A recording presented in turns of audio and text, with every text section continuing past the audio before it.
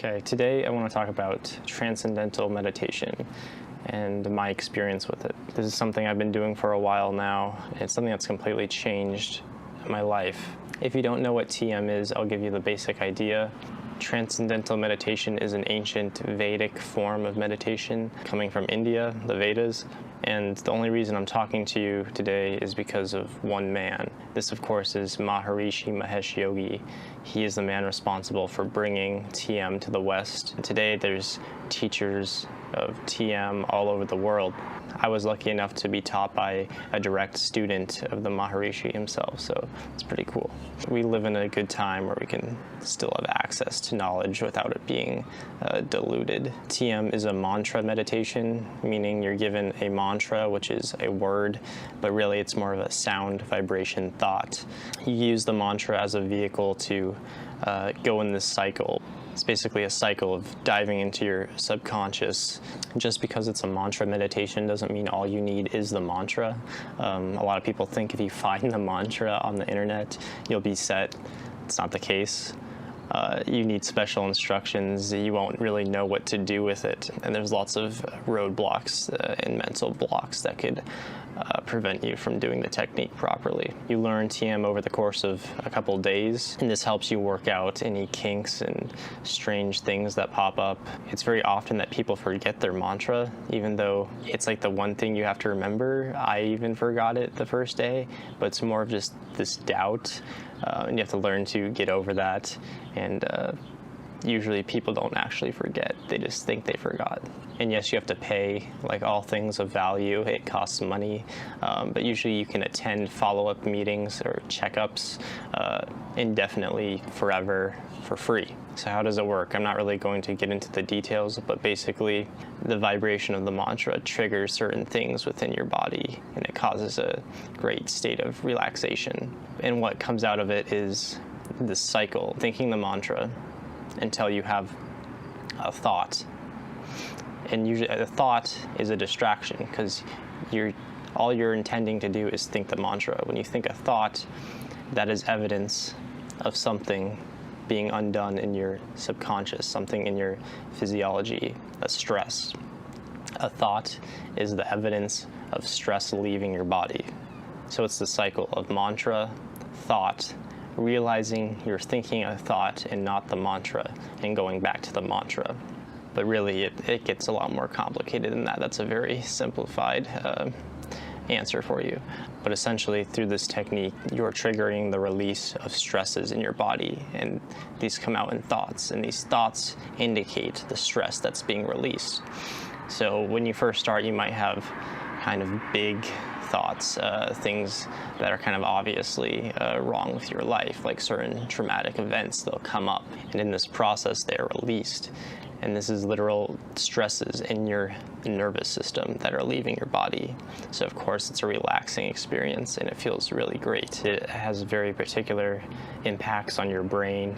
It's actually more restful than sleep, so you might as well get up earlier to do the technique. You meditate twice a day for 20 minutes each session, one in the morning, one in the evening. So I learned TM over 2.5 years ago.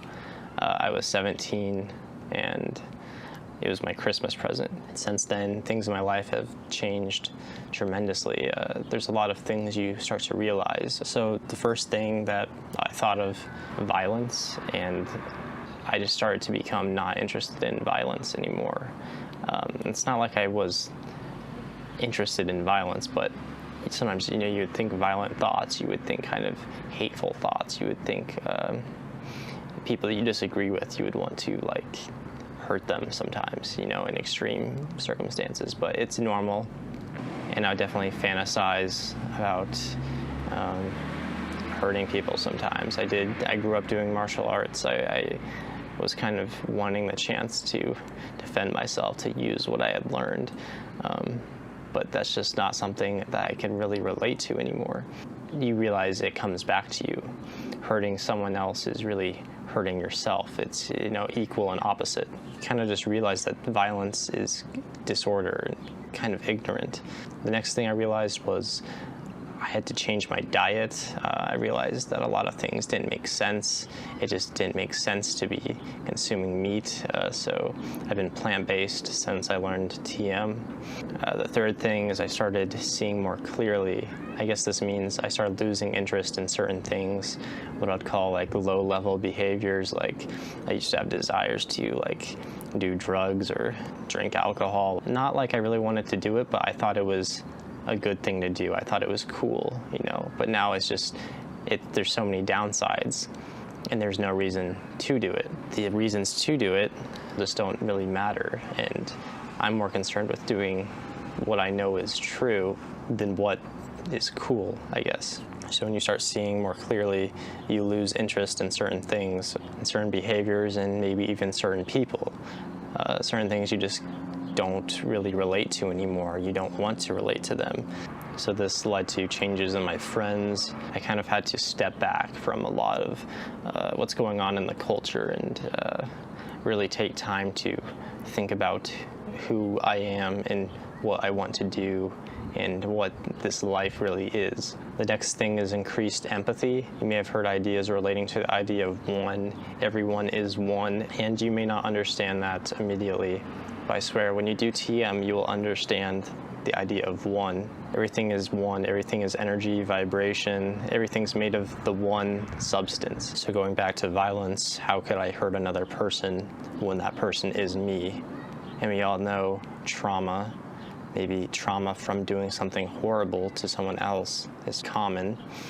And you think, why is that? It's not because of what they did to someone else, it's because of what they did to themselves. Because we are everything.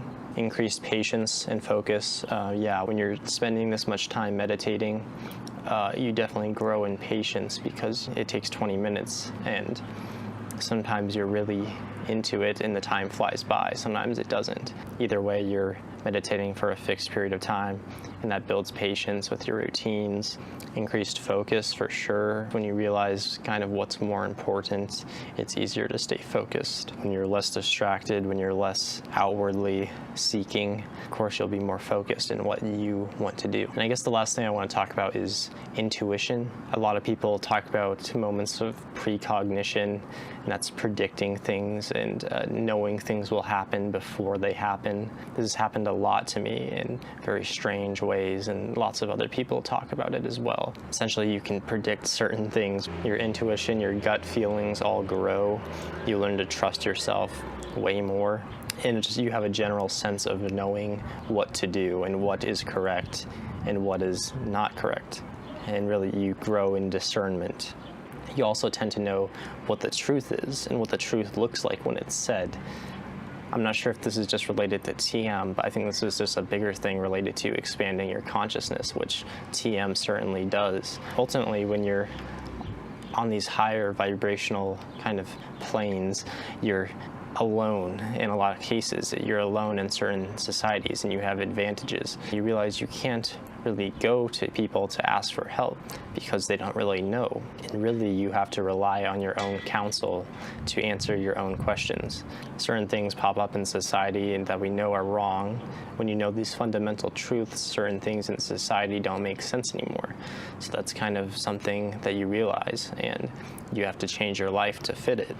If you want to live, say, morally or righteously, if these things are important to you, they become important to you. And really you realize all you need is within you. So I've had to step back and really observe what is going on and think to myself what I need to do and what I should be. And TM has really been a vehicle for me to go into other spiritual areas and find truth, because there's so much beyond rational and there is so much more. There's so much more that is human.